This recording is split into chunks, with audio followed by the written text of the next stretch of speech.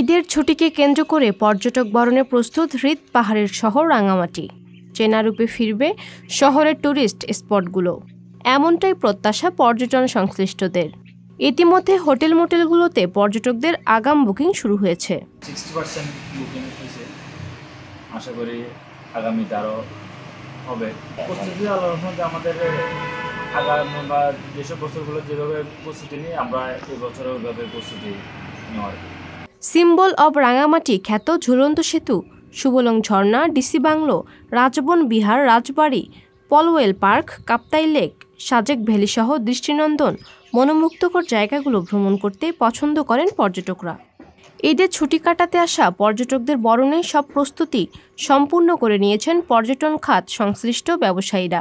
আমরা আমাদের অতিথিদের জন্য আমাদের যেসব সুবিধা দিয়ে আছে আমরা সবগুলো মোটামুটি পরিষ্কার পরিচ্ছন্ন করে রেখেছি এবং আমরা প্রস্তুতি আমাদের প্রায় সম্পূর্ণ হয়ে গেছে। ইতিমধ্যে আমরা প্রায় 70% মতো আমরা বুকিং পেয়েছি।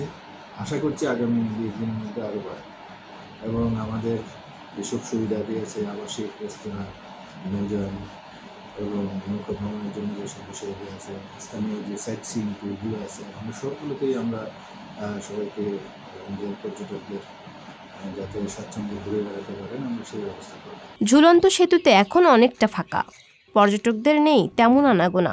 তবে ঈদের ছুটিতে আবারও প্রাণচঞ্চল হয়ে উঠবে সিম্বল অব রাঙামাটি খ্যাত এই সেতুটি।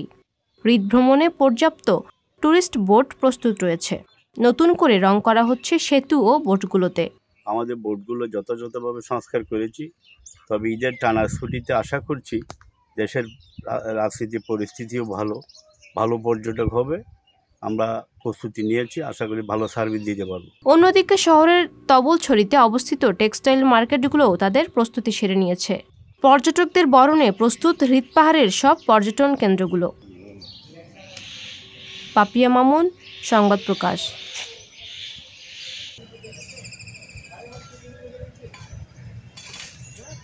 সংবাদ, ফিচার ও অনুষ্ঠানের জন্য ভিজিট করুন সংবাদ প্রকাশের ওয়েবসাইট এবং যুক্ত থাকুন ফেসবুক পেজ ও ইউটিউব চ্যানেলের সঙ্গে।